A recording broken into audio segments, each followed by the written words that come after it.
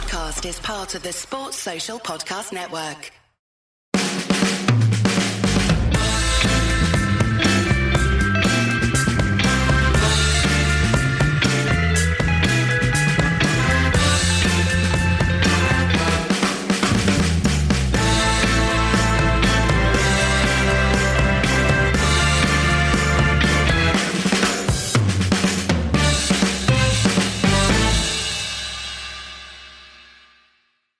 Welcome to No Question About That. The final part of the season, Daniel. Thank fuck that is over. How's it going? Oh, man. I am good. I'm good. I too am pleased that was over. And before I went to Bilbao, I said to myself, we said to each other, we can't let these pricks ruin it. So that was also good. I've got some transport stories for those who would like. Nice. Yes. You didn't manage to crash a car while you were out there, did you? I didn't, although I do know someone whose hire car broke down driving from Biarritz, and a random local said, "It's all right, you take my car, bring it back on Thursday." Wow. I know. What a world, man. Beautiful. Wow. Southern France, northern Spain, wow, they're welcoming. You wouldn't imagine that in most parts of the UK, would you? Like, you take my... It's all right. Yeah, anywhere, really. Also, I did not know that Basque cheesecake was a thing, but it is. Yeah, very good. Like, you came out of bar and you just see a place and all it's selling is cheesecake. So like, oh, that must be good. If the only thing you got premises in town and the only thing you sell is cheesecake, literally the only thing, surely that cheesecake has got to be good. And it was. A lot of places in that part of the world have like these specialist foods. So you go to northern Portugal, it's obviously the nata, and then you go to Vigo, it's all the octopus that they fry up on the beach there, and Santander, it's those spicy pepper things, you know, where you get one of the Mr. Well-travelled. Yeah, I'm very good. I have actually been to most of those places myself. As I haven't been to Santander, but I was in Vigo when United were there, and I have been to whatever the other place. I've been to northern Portugal. But funny, the restaurant, I said the restaurant I came out of to go into the cheesecake place, they were walking the toilet. There's a guy just pissing in the sink there. Nice. And he says, I just couldn't make it to the toilet, which is half a yard away. Who am I to judge? I was going to say we've all done it, but I'm not sure we have. All right. We've got a few things on the menu today, other than cheesecake. United versus Villa, and just how much we paid the ref to give us a end of season boost. Magical stuff. Final league table, and discuss where all of that's happened. Lots going on in the transfer market already, including Ruben Amorim very publicly firing Alejandro Garnacho. In front of the rest of the squad. Go on, Ruben. In front of the rest of the squad. I mean, wow. There's a lot to talk about there. I guess some look ahead to the summer. All right, well, we might as well start with Villa, because that's the game just gone. I'm not sure there's going to be a lot of deep analysis here, but that was fun. I mean, it was actually a good performance before... Obviously, Emi Martinez went mental. The United were playing pretty well. I mean, movement, chances created, not any scored, obviously, before that, but it was good stuff. Yeah, they sort of seemed to change formation a little bit, didn't they? Like a sort of a 3-1-5-1 maybe, and they were also pressing in sort of a 4-4-2, I think. I mean, it makes a difference also, I think, that Villa had to try and win the game, which is Tottenham. But for example, obviously they're trying to win the game, but the way that they played was not the way that Villa played. And United, United have the players to exploit a team that are pressing with a high line. But again, against Tottenham, the team that's sitting back, United have got a problem. And we'll come to it later when we talk about players we might sign as well, I think. And we also managed to avoid giving away goals in our usual manner. I mean, we watched the Europa final. Chatting with the mates I was with, and after about 5 minutes, he said, like, the only way Tottenham are going to score is if we give them a goal. And fair fucks to the boys. They stuck at it. A few efforts didn't quite work out. And then eventually they managed to make one stick. But yeah, we moved the ball nicely today. And I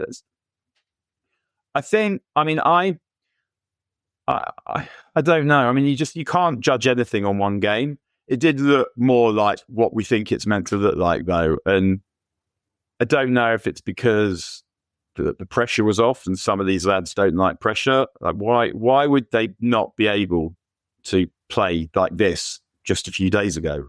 And part of it, I look at it and I think, well, the tactics in the final weren't good. Like, it was obvious really early on because they were attacking the end that we were in. That Mason Mount was way too wide. He's not a winger. Yeah. So, and he was more nearer the middle of the pitch today, and I felt like that made a difference. Yeah, for sure, yes. And he got those few chances early today. He wasn't in the game at all on Wednesday night, just complete passenger. And I guess the criticism there is not so much of the tactical choice to start with, because that's fine. I guess he wanted to try and control a game against Chaos Ball. As it turns out, Tottenham made the smarter change in terms of their system and just got it right there, realising exactly where United's strengths and weaknesses are.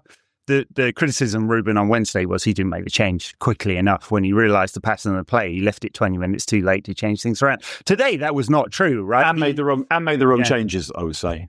Yeah, absolutely. We haven't. It's funny, amidst all the mea culpas that we've had, and I can't say I particularly enjoy all of this. We didn't get fronting up FC. Yeah. We love doing that now. The manager gives his end of season speech alongside the lap of dishonour, and he's like, I want to apologise for the season. Yeah, fine. We've heard it so many times before. It's become repetitive. I thought he spoke quite nicely, though.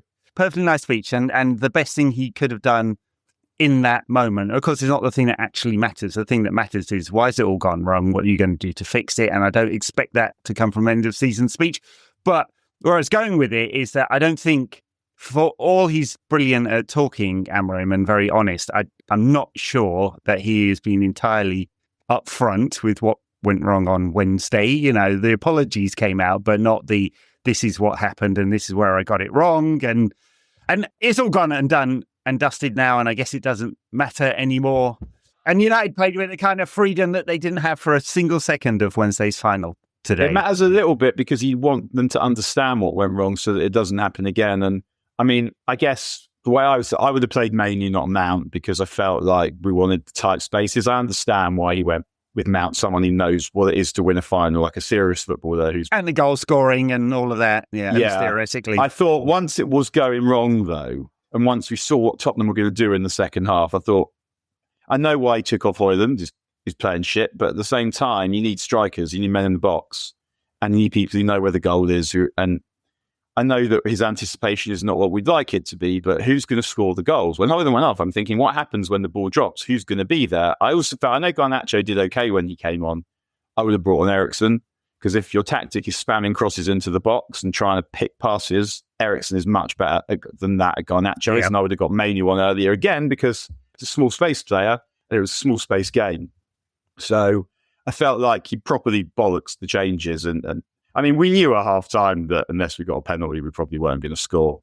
Yeah, I think we got more XG in the first 15 minutes of today's game against Villa than we did in the whole game against Tottenham, which will tell you something. And look, game state and all of that, and Villa are chasing your game today, and the pressure really got to them, didn't it? I mean, I can't say I've seen Villa every game this season, but of the few of the games I've seen, they looked more inhibited and more frozen than at any other time. Yeah, including that Champions League game against Paris Saint-Germain, where they tried to go toe-to-toe. Because they're not really expected to win that one, are they? Yeah. I guess. And I mean, would you have played Ahmad at wing-back in the final? Yeah, probably. I just think we were a bit conservative. Or at least once it was obvious. And we talked about it in the tactical preview, didn't we? Exactly how Tottenham... I said I wouldn't, because I felt like that just immediately gigives you a weakness. But for next season... It is a weakness. So, I mean, the thing is, when you saw Tottenham lining up and they got 25% possession or whatever it was in the final. Once you saw them being so conservative, then that's when you start making changes, I think. And that didn't happen until 70 minutes had gone. I just also think when I think about next season, right? Let's say we sign Cunha under that. Do I think that they would have made the difference in that Europa game? Not necessarily, because I don't think they're players for that kind of game. The ones that you want to make a difference in that game are sort of is the wing backs. And we've constantly got defenders at wing back. So assuming that there isn't going to be money to sign wing backs in the summer, and it feels like there isn't, then I think he does have to try and make a wing back out of Ahmad.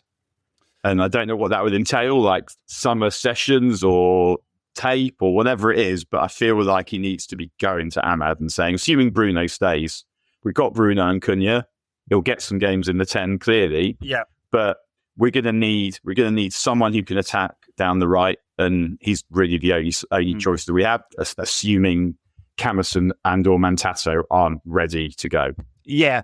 I mean, I think it's certainly one they'll be considering, like, where can he cause most damage? Because he can certainly cause damage from wing back. I mean, just on Bruno, the thing that didn't happen in the final was that he got pushed towards the goal. When it happened today, when they moved him forward today, he created the chance for Ahmad, right?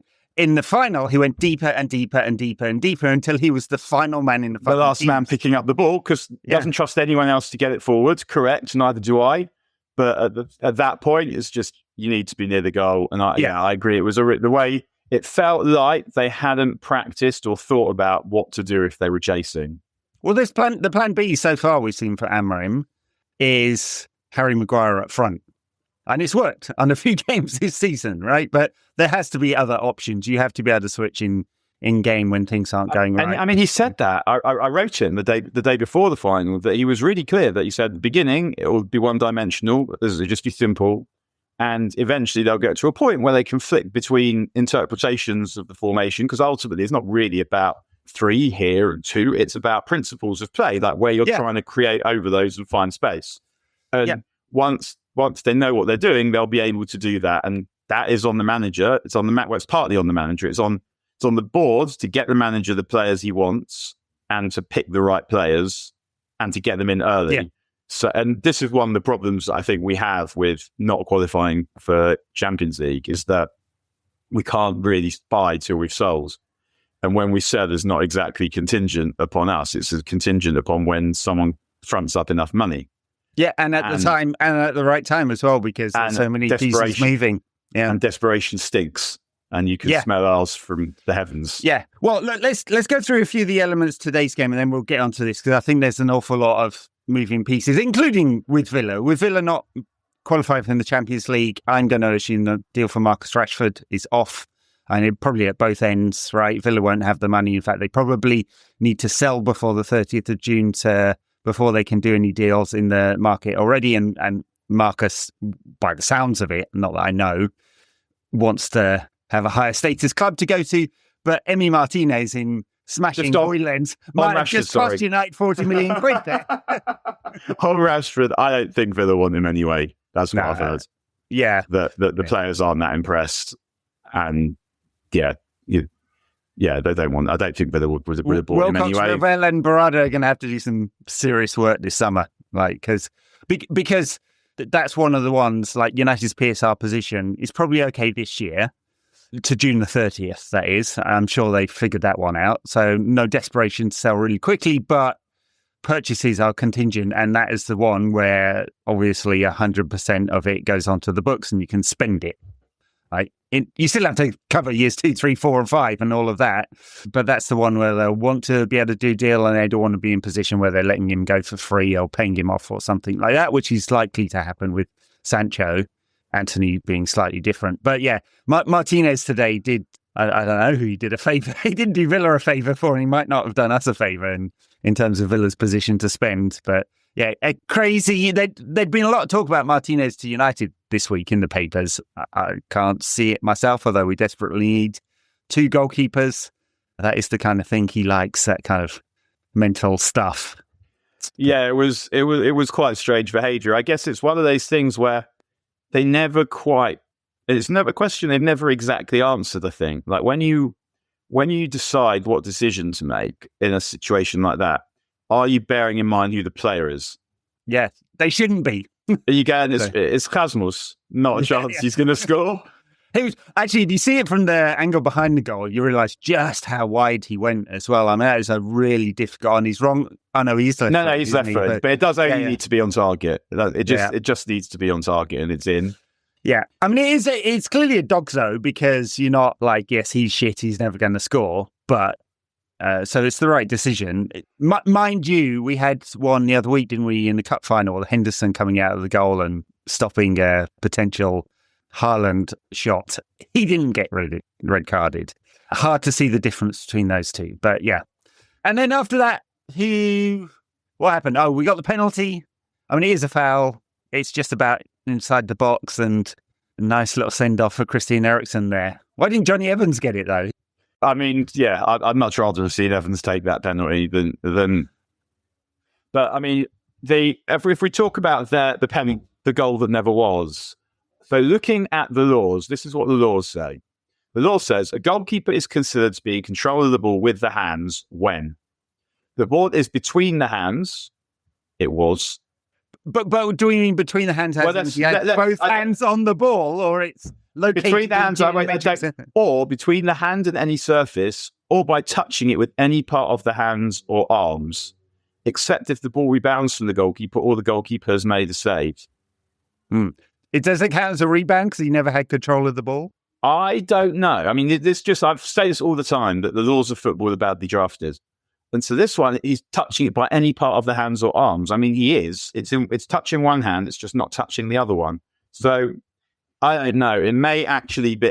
You look at it and you're saying, well, obviously he's not got it in control because I understand what the word control means and I can see what the picture shows me. So I know that it's not in control. But the way this badly drafted law defines what control is, it's at best unclear as to whether he had it in control. So I'm not trying to say that never a goal. Like, in my understanding, my personal interpretation of how football should work, of course it's a goal.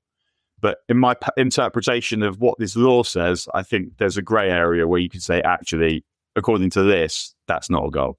Yeah, I haven't seen any of the many ref turned pundits comment on this yet, so maybe we'll get a clarification. I know, sitting there going, where's my Dean? I'm dying for little Mikey Dean. I don't want to see little Mikey Dean. That's the unpleasant, wouldn't it? And Peter Walton. The charismatic Peter Walton. Anyway, Eriksen scores. Fine. Shortly after that, it was a real killer. But Villa looked like they were losing their heads at that point. Which I totally understand. If it was the other way around and we were chasing the Champions League, I'd be feeling right now that we'd been robbed of a place in the Champions League because of the referee. So I would not be feeling that because I'd be saying there's 38 games in the season and you left it to the last one and you turned up and played like wankers. Well, there's that too. Unlucky lads. Yeah. That's what I'd be saying. That is reasonable analysis. Like, you played a team that had lost, 8 out of 9, is it? 9 out of 10, something like that? Yeah, we've lost a lot.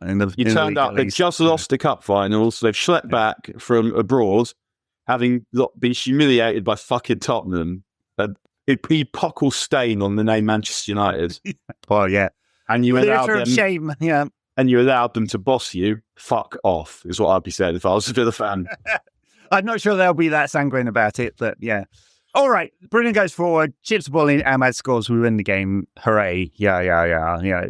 That was exactly the kind of run that the wing-backs we have been deploying do not make. Yes, absolutely. And I think that is a very solid argument right there for Ahmad. Scored a hat-trick from wing-back earlier this season, so he can certainly cause damage there. It's the other way that's the concern. Yeah, so as I said, I assume that the plan will be for him to be mainly a wing-back next season. If we're not buying one, we need to. Do not want to see Matt. It's not just whether we're buying one or not. It's that we're going to have Cunha and Bruno. Let's assume Bruno stays and Cunha comes, which feels like that's the likely situation. We might even sign another 10 as well. Yeah. Amad's a big. Ahmad can play small spaces and big spaces, but it does feel like he's better at finding space out on the wing. Yeah. Well, look, if you think about the attackers who are leaving, however it happens, Rashford, Anthony and Sancho are all leaving, and so is Garnacho now. So that's 4 attackers leaving. Cunha coming in. Okay, that's 1. Maybe Delap, we'll see whether he wants to join this project. That leaves at least another 2 you've got to bring in. Otherwise, you're just short. You're just way, way, way too short. I mean, Ahmad, we've already seen there's a lot of injuries. Bruno's been playing more than half of his time at 8 this season. We've got Højlund who can't score goals. Like, there's got to be other options that will happen. I presume that Bruno is not going to play much in one of the 8s next season. I hope so, because you want him as close to goal as possible, right? So, yeah, and the reason he's doing it really is not because you think he's better there. It's because you think that you couldn't get the ball to him if someone else was there. And they must buy a midfield player, maybe 2, in order to be able to get Bruno the ball. And also, they hopefully will have defenders that are better at that. I thought Heaven played well again today. Everything that we've seen of him, he looks like a player. And if suddenly your back three is Yoro, Martinez, Heaven, and with the caveat that we don't really know how Martinez is going to come back, but even if you've got De Ligt or Maguire in the middle and you've got Yoro and Heaven on the outsides, often in this system, it's just the wide centre-backs who are the free men. And if you've got two that are big and fast, good on the ball, can pass, then the way you're able to play will be different. Yeah, and we've seen that in recent weeks with Yoro, just how confident he is coming out with the ball. Clearly an instruction, but also a measure of his sort of progress. Can we talk a little bit about Alejandro Garnacho and his public firing? And which, I mean, in some sense, to me, it feels a little bit performative, doing it in front of the rest of the staff. And I do wonder whether the benchmark for getting fired is having a chat to a journalist in the mix zone. And a power play, and maybe an effective one, since Garnacho's team has been looking for an exit for the past 2 windows anyway, right? So maybe it suits everyone. But yeah, a little odd how it's gone down.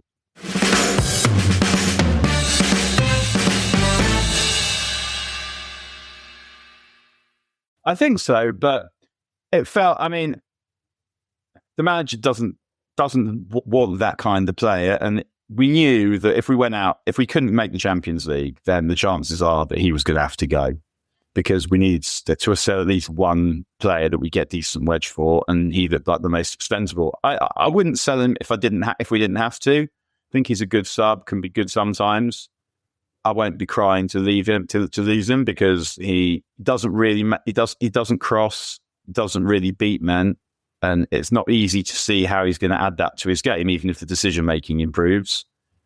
And if we can't take the money we get for Garnacho and buy someone better, then that's because we got dunces trying to buy the better players. It's not because Garnacho is so brilliant, he's irreplaceable. No, he's most definitely not irreplaceable. I mean, I think the question with him is not his quality right now, but where does it go? And like, if he adds more goal scoring, he's already at 11 assists and 10 goals this season. That is very, very good for a 20-year-old. I know people they don't like that argument, but it is very, very good. There's only Lamine Yamal and Desiree Doué have actually beaten that for the players under 21 in the top 5 leagues this season. But it is just promise, right? Because he does more things wrong than he does right. He is one of the few players in this team, at least, I hope it's not true next season, that is entertaining to watch, even if he is also as much frustrating. But the question is, for United, like as it has been for the last decade, when you ship a player out that you don't want anymore, can you replace them with someone better, right? Because 9 out of 10 signings we've made over the last decade are worse than the player we had before. And Even we've got worse. backwards as they're even worse, right? And so, like, if Cunha is the replacement for Garnacho, his stats are a bit better. They're not miles better, but they're a bit better. So you do expect improvement. He's also more mature because he's older, and hopefully we won't get the nonsense that goes along with it. Although there has been some nonsense on the pitch and in social media with Cunha, so he might want to pipe that down a little bit with the new manager. It's also, you got to replace Rashford, Sancho, and Anthony in order to have the options up front. And the different types of options. And do we trust this club to do it? I don't. But No, maybe Val Wilcox and Barada are better than the chaps that came before. Without Europe, though, we can run a smaller squad. Yeah, because much smaller. Yeah, might only have 40 games this season. And that's one of the things that, like, on reflection, I think that's the thing that's pissing me off the most about losing to Tottenham. Incidentally, we were first with that news. We told you a long time before anyone that United would end up losing that final to Tottenham. We're not really news hounds, but I feel like we deserve credit for that one. Nostradamus levels of prediction. Yeah. Yes. Totally amped up, worrying face of Manchester United fandom there. It's like, what is the worst possible scenario that could happen? We get to the final, lose to this fucking Tottenham. As the draw sort of unfolds and you see the teams getting knocked out and then they're on separate sides from the last 16 or whatever it was, it's like, oh, fuck. I know. But the thing that's really pissing me off is the lack of European football, because I think the ability to be thinking and talking about football is something that I feel my weeks need. Yeah. Like, my ADHD requires the distraction of constant United and not having it. And I never really thought about it, I don't suppose, until the first Van Gaal season, where we're not in Europe and then because of Moyes, and then we get walloped 4-0 by MK Dons, and all of a sudden there's like knee fucking football. Yeah, it's just like, what is this? This is not, and it's not even, and obviously it's some of the worst football there is. The group stages of the Europa, but it is the league. I guess it's a league now, but it is something that in midweek when every other fucker is like, and half the leagues playing European football now. Yeah. We're going to have a lot of blank weeks, and especially around the New Year period. I mean, there'll be an FA Cup game in there, but we'll also get an extra blank week as they do. I look for a mid-season tour of some kind where they try and make some money. I wouldn't be surprised. There's going to be a lot of gaps. A lot of us do, who spend a lot of time talking on the internet about football are going to have not much to do next season. What are we going to talk about, Dan? We're not going to have our usual moaning twice a week. That's true. If you do some parenting, maybe. Oh, God, please. No, I have a full-time nanny. It's called YouTube. Yeah, no, I'm kidding. I don't do that much. But it's going to be very bare next season. I mean, it could only be 40 games. Like, we losing those cup games. Yeah. I know. We've been pining for the days of two-leg second rounds in the Rumbelows. Yeah, that's right. Yeah. There was a banner that I saw in Bilbao that said, "We don't need drugs. MUFC is our high." No, a lot of that this season. Like, the first thing to say is it went missing at half time. And I kind of, I'm obviously hoping that someone took exception to that. Like, what are you talking about? Then I thought, because I was also thinking, but if MUFC is your high, then what are you doing this season?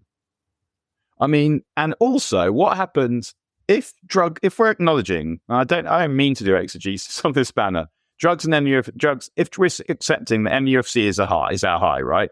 A high is a good thing. You want that. And by saying that drugs are not our high, you're sort of also accepting that drugs are a high. So if a high is a good thing and MUFC is one, what happens if you have the drugs as well? Surely you have high squared. And is this not something one should want? And this is not my logic, of course. This is the logic of the banner itself. It felt very confused to me. Did you see, there was that tweet from the Palace fan after the cup final that said, "Fantastic day all round, and thanks to the Palace fan who offered my dad a bump. He was very confused about the offer." It's like, great. Perfect. Yeah, there's not been a lot of high. Right, but what his dad said was, "No, Crystal Palace is my high." Yeah, that's right. And the guy said, "Right, but his little helper." Deary me. All right. The other players that were confirmed to be leaving, not a surprise, were Johnny Evans, Christian Eriksen, who took the penalty, and Victor Lindelof. After 280 odd games of mediocrity, he is heading off. I wish he'd been mediocre. I wish it was a mediocrity. The problem with Lindelof was not.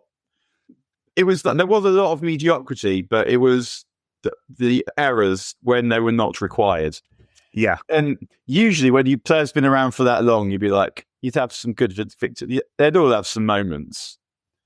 He had that goal, was it against fucking Burnley? Where they win 1-0? Is that his best moment? There was a late goal. I think it was Burnley. 1-0. But not lots. I can't think of a high, really, with him. 8 seasons, 280-something games. Christian Eriksen, I mean, he was very good in his first season in central midfield under Ten Hag, and then bit part player after that. He's paid a lot of money to be a bit part player. No surprise he's leaving. Nice, they gave him a patronising send-off today. I guess he didn't want it. He didn't want it, did he? But put it straight down the middle. It would have been kind of embarrassing that it got saved when he just went straight down the middle with it. But he lifted it so that it couldn't hit the legs. Yeah, sensible enough. Yeah, no surprise he's leaving. And then Tom Heaton, not being confirmed whether he's staying or going, I guess is either a training role or a coaching role.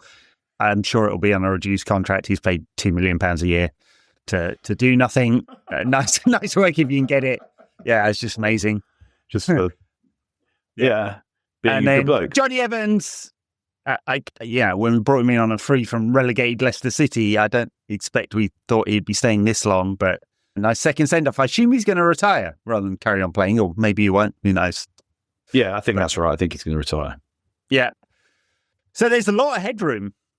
So if you assume they're going to try and do a deal for Marcus Sancho. Sancho could end up like cutting him loose on a free or something like that. I mean, they're going to really struggle to find a club for him. Assuming we take the 5 million from Chelsea, which will be confirmed after Wednesday's game. We need 32.5 million for Anthony. That's the floor in order to meet our PSR costs. Someone will pay that for him, surely. Or close to it. Close to it. Yeah. He's done well enough. Yeah. Yeah, you'd think so. And I mean, did anything else say on Insta or something? So it wasn't me then when we lose to Tottenham. Is that what he said? Something like that. And you're like, well, fucking sort of was you. Like, not in that particular game, but you have played a lot of games without being good. And you've now gone to play in a shitter team in a less physically demanding league. Yeah. And you're doing better because Betis is your level, mate. Exactly. I don't think they could afford him. They'd be looking for another loan, but we can't do that. You just can't throw away £50 million worth of PSR overhead next season. Like, a loan does United absolute no good at all. So sell him to whoever, pony up some money. And then who else might be going? Do you think Onana wasn't in the squad today? Neither was Luke Shaw. There's some question mark about whether Shaw had an injury, although reports in the Independent, was it, that said they've said he can go. Well, he had one of the great mares in Bilbao, Luke Shaw. He really did. He looked pretty rusty. Yeah. Yeah. And they pushed him forward in the second half. They went to basically 2 at the back and pushed him forward. He still didn't manage to contribute much. But I mean, that will be, if it's not a freebie, it's close to a freebie because he's on quite a big packet. And obviously you can't trust him to be fit. It'll be a shame when he goes because he's had some really great moments for United. Sure. He's had one good season, really, that Ole season. He's had one good season and been injured a lot of the time we've needed him. Yeah. It's not entirely his fault. And that injury probably made the essential difference in his career. And like, you come back, but you're not the same physically and maybe not mentally either, but you're just not able to keep playing games because the injury was so bad. Yeah, absolutely. I mean, if they're letting him go, the question mark will be, I mean, are they going to bring in another left-sided player? Are we comfortable with the fact that we're covered at left centre-back with Aidan Heaven now? We think he's good. And Leacher when he comes back. And then wing back, we've got Dorgu, who's definitely not the perfect player. He's quite raw. But he's 20, Diego Leon coming in and Harry Amas. Are we covered there? I wouldn't necessarily say we were covered because we don't really, those 3 players you've named, Diego Leon, Dorgu and Amas, we don't really know how good any of them are. Yeah. But between them, I guess the hope is that they'll find something because it doesn't feel like we've got money for that position at this point. I think that's about right. And then not confirmed whether Casemiro is staying or going. I mean, if he gets a big offer... Because an offer of any kind, they get rid of. Offer of any kind, yeah. There's about 10 million on his PSR cost, which would need to be covered, which is a hard one to get a fee for if it's not Saudi. But anywhere close to that. I mean, you net all these out, so United will make a profit on... Who's the other guy? Malacia. Like, when he goes to... Assuming they take up their option... United will make a profit there. That would cover some of loss on Casemiro. He's on such big wages that you can also take that off the overall squad cost as well. And then I guess the other big one is Bruno stay or go, given that it seems like that 100 million offer from Al Hilal for United and 200 million for Bruno is very much live. You'd have to replace so many goals, assists and chance creation. I mean, the 200 chances created, I don't know how you replace that. There's no player in Europe you could place him with. I love Bruno, and I want to keep him, but I totally agree that it's impossible not to think about it. Someone who's coming past their peak, the money's insane, and is going to need replacing at some point. So this is sort of the high watermark of his value for you to be able to go and say, well, we'll sell Bruno, and we'll be able to go and buy literally whoever we want to replace him. I can't say that is not compelling in some way. But at the same time, But can you replace one of the only good things about this team, taking it away when you're trying to get better, feels mental. It does. I mean, it's the club captain and he's the player. And, if you want to model good behaviour, professionalism and work rate, Bruno's your man, right? Yes. And you can see the way the other players react to him as well. I think my main fear about this rebuild is that we've sort of buy systems players and we don't understand what quality is necessary. And it's one of the reasons I'm pleased that Amorim didn't come in the summer and had this run up. Now there's no excuses. It's not about whether he's got an excuse for it or not. It's that he should know. It's about acquiring information. He should know what the standard of the league is technically and physically. And so it's not just enough to buy a player who fits the system at this point, because we need a player who fits the system, but we also need players of requisite standard. And if you look at that's Liverpool, let's say, they won the league easily in the end, and they try and sign, and looks like they are going to sign Wirtz, Kerkez, and fucking Frimpong. Yeah. And those are players that are better than what they've, at least in some aspects, better than what they've got in those positions now. Mm-hmm. And that's the standard. I mean, actually, Frimpong is someone who would be more suited to what United want, because he's really he's an explosive wing back. He's explosive going forward, can't really defend, which makes him a good, or I guess in some ways a sensible replacement for Alexander Arnold. But he's someone who could play that right wing back role for United, actually. Florian Wirtz is one of the few that you would say would replace the chances created, goals, assists, and all of that kind of stuff. He will be 100 million euros plus, right? Wherever he goes, whether he's going to Liverpool or Bayern. Most young German players end up at Bayern. If he's taking a different route, fine. Shame he ends up at Liverpool. But I don't know how United replace Bruno, even in the aggregate. So if you took that 100 million, split it between three promising young players. Well, that's like what Spurs did with the Bale money, right? Yeah, and it could go terribly, terribly wrong. They diversify, and it's a disaster. I think you'd have to try and get Mastantuono as someone who everyone thinks is a proper blue chip generational talent. You'd have to try and get someone. I mean, you sort of want to try and get that player anyway if you've got the opportunity to. But also, what you do if you were to replace Bruno. And I should say this, I don't think he's going to leave. But if you were going to replace Bruno, then if Cunha is your centre forward, he's not exactly someone you think is going to score 30 goals either. So if you were getting a 30 goal a season striker, then it would make more. It would be easier to replace. Because let's say you get rid of Bruno, and with the money you're then able to buy Gyökeres, who, because Arsenal are going for Šeško, and there's hardly anyone else that can afford what Gyökeres is going to cost. Then if you get him, he's a goal scorer. So that enables you to have a little bit more prompting behind, in theory, rather than someone who's going to be your top goal scorer like Bruno is. He is the top goal scorer with 8 goals. I mean, I do not like the idea of taking all those chances out of the team and then replacing it just for the goal scorer. You still got to create. Cunha is not playing up front for United. I mean, like if we spend 70 million quid, which is it's a depth option. There's a depth option at centre forward that's worth having in case you need someone, or someone goes off, or just you want a different kind of option in the game. But he's coming to play. He plays left 10 in the 3-4-2-1. He's going to come and do that at United. Yeah, very good. What are you going to do over the summer? Are you tuning in for United? But are we going to do a preview of United versus the ASEAN All-Stars in KL on Wednesday night? Oh, looking forward to that one. Oh. But some of them aren't going. Onana, I think Dallo and someone else are going to, Maguire are going to India for some promotional situations. I'm not sure how you promote United with them three. Well, I mean, Andre not signing up for the IPL, no. So I don't know, but you can look at it for next season and say it is still possible to see how you could make a good team out of these by maybe getting rid of everyone. Yeah, sure. 11 deals, yeah. I think Cunha would improve it, that he is, and he's got a good level of attitude, but I feel like he's more... United's biggest problem, I think, in some ways, is getting through low blocks, and I don't know if he's going to be able to do that. He is the kind of explosive... I mean, he scores bangers, which is why he's outperforming his XG by 8 goals or something like that. Yeah, so look for a regression to the mean if you're a statistician. But it's been a couple of years now, so it could just be that he is good at that. Yeah. The fee, the 62.5 million fee, I'm going to suspect when it comes out, it'll be about 10% more than that, because United are going to try and stage the payments, and they'll have to pay more like they did with Josh Zirkzee.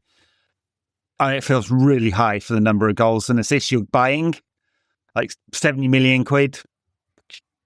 fuck ton. He really better work out for that much. I agree that. I mean, I like the player, and any transfer that works is worth whatever money you're lucky enough to pay for it. But it is a lot of money to give to a player from Wolves when there doesn't seem to be a lot of bidding competition. Yeah, it does feel like a lot. And to someone who's good, but probably not a world beater. I think one of the keys to the summer, and I mentioned it with Ahmad, but it's the same with Mainu as well, where you kind of got these guys that almost need to retrain. And this is for the manager to do. Like, he needs to say to Mainu, stick with me and I'll make you into a first team player and you'll be the 8, basically. Like, there'll be a 6 and 8 and you're going to be the 8. You have to work your fucking tits off to get fast enough and strong enough, like, and explosive enough, but do that. And he's not a player that you really want shuttling about, but he needs to be turned into that, I think.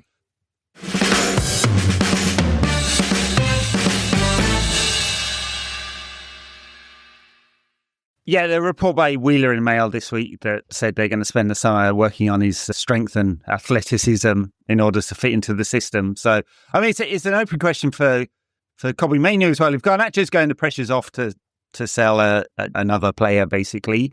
And so the club, I would suspect, is unlikely to sell both. But that new contract is not signed. If I was Kobbie Mainoo, I'd be looking at this going, well, crucial development years. Do I want to spend the next 2 or 3 years maybe not fitting into this guy's system? I mean, he's got time. He can give it another year, basically. Doesn't have to sign that new contract now.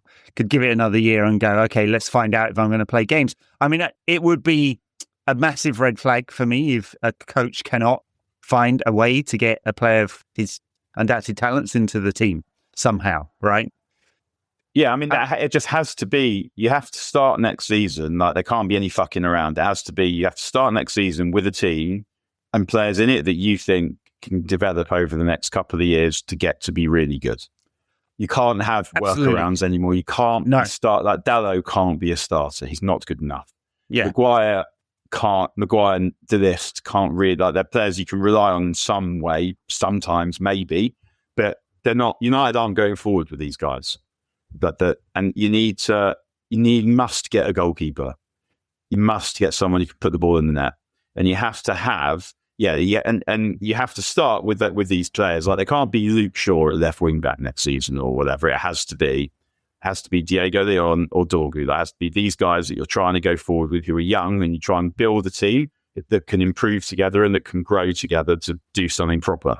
There can't be any fucking around with players, kind of stop gaps that aren't good enough or the right kind of player that you're just putting in. Like, it might, even if it's early for some of the younger ones, I'm afraid it doesn't matter. This is their chance. This is how it's coming, and you just have to deal with it. Yeah, I mean, next season, in a sense, is a chance for that. I mean, so few games. You're going to work with a smaller squad, or the size of the squad is kept larger by integrating a lot of younger players into it. Amorim has that track record. I mean, he's got to deliver on it, because he's going to start next season with 0 credit in the bank. I mean, none, right? 7 wins in 27 Premier League games for him. He's on the winning streak now. Yeah, sure. Yeah. Winning streak of 1. Yeah. No back-to-back wins in the league, at least, all Where season. Did we finish in the end? 15th. Because Spurs and West Ham. Wolves, above Wolves. Yeah, yeah. So Cunha is getting an upgrade of 1 place. Yeah, very good. But yeah, he'll have 0 credit. He cannot start next season with 5 losses in the first 10 games. It just can't. The pressure will be overwhelming. And which is why, like, United are very much at risk of repeating sins of the past by doubling down on a manager who has failed. And there's no other choice. They don't have option. I mean, would you fire Amorim now? No, I wouldn't. Because I wouldn't either. We need to see. Yeah, so I'll eat that humble pie if he does fail, because, I'm clearly saying it doesn't make any sense to fire him, other than you'd say, well, the performance has been so horrific that we don't believe in this guy. Clearly, they are not saying that. They're saying they do believe in this guy. They has a plan. He might not be articulating the plan, as I said at the top of the show, publicly, what they're going to do, but we're going to see it in terms of the players they sign and what the squad looks like when they fly out for the American tour in late July, right? And I hope they've done most of the business then, because if they've got a short window now to do some deals, then there's the Club World Cup when the transfer window shuts down, then it opens again. I do not want to be seeing deals done on the 2nd of September, right? No. They have to learn the system, and that's going to. And if that means selling a few dickheads for a bit less, then that's what it's going to have to be, because they do need to get this. They do need to get the players in at the first available opportunity, and also it just removes excuses from the manager. Not that he's looking to make excuses, just if we are forced to fire him at some point, then you want to be able to know that you've given him all the tools that he asked for. I mean, he's already got so many tools, but you've given him all the tools that he asked for, and he wasn't able to make it happen. But this feels also like the first time post Fergie that there's a real will to do the necessary work. We don't know if there's a capability to get the sales done or to pick the right players, but there's a will to get in and out as many as possible and give the manager the best chance of success. And there has to be. You finish 15th in the league.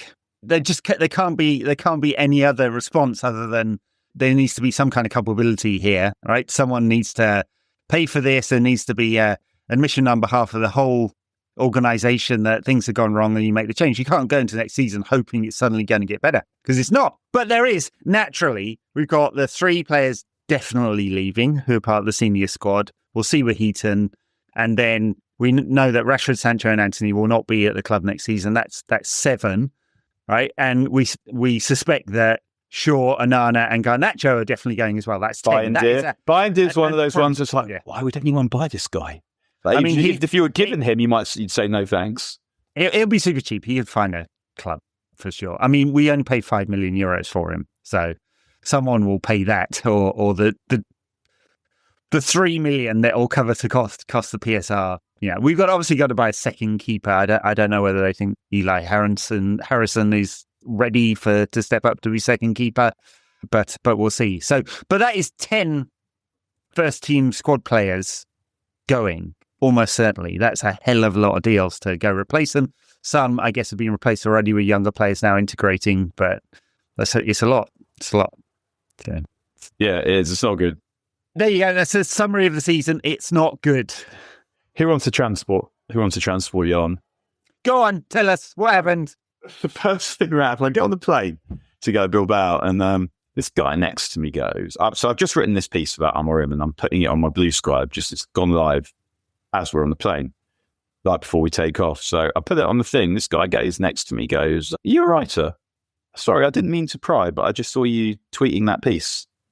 It's like, what? You're telling me that you were looking over my shoulder, and now you're using the fact that you were doing that to start a conversation. He goes, "Where are you from?" I said, "North London," trying to keep it nice and general. "Whereabouts?" I said, "Finchley," trying to keep it more general. "Whereabouts?" "In Finchley." "What?" So I say, "Finchley Central." "Fuck off." He had a keeper with Axel, it turned out. And I think actually what was happening, and then he goes on from Mill Hill, I think he was trying to Judah me, actually. But it was weird because all you had to do was say, "Hi, you going to the game?" And we could have got to that place without me thinking, "You're wearing a vest top to a football match." Giving you a third degree on the plane. I never like talking to people on planes. At the end, half the plane's obviously going to the game. We're fly to Bordeaux. So we know there's going to be a queue for the car hire place. So we get there as quickly as we can. There's obviously a queue. We're next, eventually, and then this woman stomps in, slams her keys down on the counter in front of me, in front of the person who's working there, and says, "You've given me a car. It's got bugs. It's rusty. It's dirty. It's disgusting. I want another one." The woman says, "Okay." So I said, "Look, I don't want to be annoying, and I'm sorry this happened to you, but there's a queue, and we're next, and so you're going to need to wait." "No, it's not fair. I've been given a car. I've had my car already." I was like, "Well, yeah, that's kind of my point. Like, you don't get to cycle through all the cars that they have until you find one that you like, while everyone else just hangs around. So while, again, I'm sorry it's not what you wanted, but there's a queue."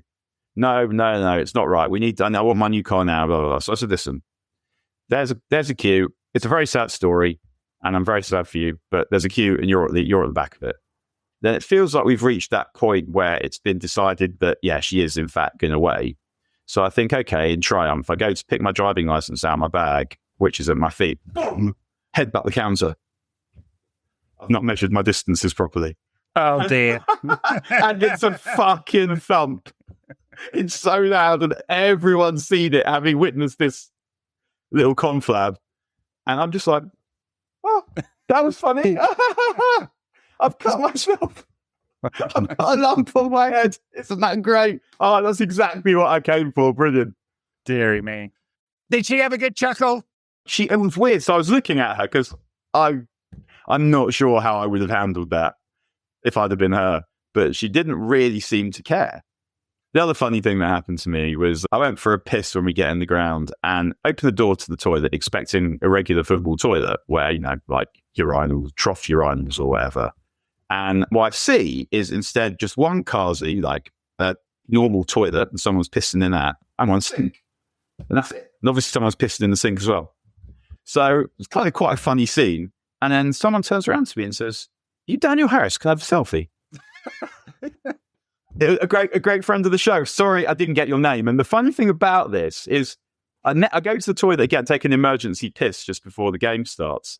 There's a guy pissing in the toilet, dick in hands, turns around to me and says, "Oh, were you Daniel Harris?" And both of these guys, funny you say it, he goes, "I won't shake your hand." But what I would say is I didn't get either of your names, but on behalf of Ed, me and all the other lads, Dom, Thomas, Wayne, and I can't speak on behalf of any of these people, but I'm sure I do speak on behalf of everyone when I say we absolutely love the support. That have a selfie in that kind of toilet is exactly what dreams are made of, right? we do appreciate so much the support of all of you listening to us, and thank you very much. Those were two great moments in actually a really great day until the football started. So thank you both for that. Really appreciate it. Did he measure up to the standards of supporter that we expect? I thought you were saying, did you measure up to me? Did you get a look? Did you compare? I did not. I mean, it's one of those situations where it meant that I definitely felt like now you've identified me as like a named individual. I can't piss in the sink even if I was going to. And I guess you're kind of having that conversation like, if the sink comes available before the toilet, am I pissing in the sink? That would get out onto the internet. I just saw Daniel Harris pissing in the sink. With video footage. I did once see the guy who played the lead character in Silicon Valley, Thomas Middleditch, or whatever he's called, taking a shit in the lounge, or Virgin. Taking a shit in the lounge? In the toilet, in the lounge, in the toilet, in the lounge, the Virgin Lounge at Heathrow, right? Did the door open? No, he just came out after taking his big shit while I'm taking the piss and just walks out without washing his hands. So there you go. Name and shame filthy behaviour like that. So you didn't actually see him taking a shit? I did not. I feel like you missold that. He was in there for some... No, I did not personally watch him crimp one off while I was having a look from... Yeah. There's names for that, Daniel. Yeah, and he did it, Martin Edwards. Yeah. And he didn't wash his hands after. I mean, that's one of those things sometimes. Like when I go to the toilet at synagogue, if I just sometimes go into a cubicle to get some tissues, I'll always wash my hands when I come out. Because I think people are like, hang on, you just went for a dump and now you're going to synagogue and you haven't washed your hands. That's not right. All right. Well, we'll be back over the summer with some stuff. Transfer speculation. Maybe we'll do a tactics show after this week. I don't know. Do we want to look back on how we lost to Tottenham yet again? I don't know. The way I try and look at these things, I guess this won't work for people who are significantly younger than us. On which point, I was walking through the streets. I was walking through the streets of Bilbao, and I saw someone. And this is a moment to feel really old. The last time I saw this kid, I guess I was about 14 and he was about 9. He was cousins with a good friend of mine, and we went to Harrow Leisure Centre to the water slides. And he starts running around, going, "Look at me, the cast for all my cookies." And now he's got grey hair. That's just like, we are old. A lot of stories about cocks in this particular show. That's just the players on the pitch. Yeah. Daniel, have a wonderful summer. I'm sure we'll all be back to talk about transfers, speculation, pre-season, hour-long tactical deep dive on United versus Hong Kong 11 next weekend. Or not. Probably not. Are you going to bother watching those games? Am I going to bother watching those games? I mean, we're on well, aren't we? I mean, I could say I wasn't going to, but that doesn't mean that I wouldn't, does it? I mean, we're all quite poorly, so it's not inconceivable that I will, the cold turkey will hurt too much, and I'll suddenly be like, I must watch more dickheads. Well, you've only got 3 weeks. There's not much cold. 3 days, sorry. Not much cold turkey. by moving up to 15th, United made £6 million today rather than 17th with that win. Nice if you can get it. And we'll make about 9 million out of these 2 games over this next week. So there you go. I can't object. I can't object to these games. That I'd want the players to. I mean, if the players were in my family, I'd want them to fuck off for a bit longer, actually. But no, I mean, you can't. We need to do something. I much prefer it to redundancies. They don't have to put effort in. And ultimately, yeah, I mean, I'm not feeling overly sympathetic towards them currently. No, and they don't have to release players until about a week's time for the summer international. So you just don't want any bloody injuries. I mean, some of these players played near. Matraoui came off. That was his 57th game this season. Amazing, given his previously poor injury record, that he made that many appearances before getting injured. But you don't want any big injury in a stupid game. There are only about 3 of them that I really give a fuck if they got injured, actually. Like, I don't want Yoro to get injured. I don't want Heaven to get injured. I don't want Mainu to get injured. And I don't want Bruno to get injured, and Ahmad, but the rest of them, no. I don't want them to get injured. But if they were to, and it meant that they missed pre-season or whatever, I don't want to be relying on any of them. My new Victor Lindelof always did a very good job of getting injured just as the transfer window came around. So this time out, he will need to stay fit to get himself a new club. All right, everyone, thanks very much. We'll be back this week with some stuff. Daniel, thanks for your efforts. What a season, guys. Thank you, everyone. Bye now.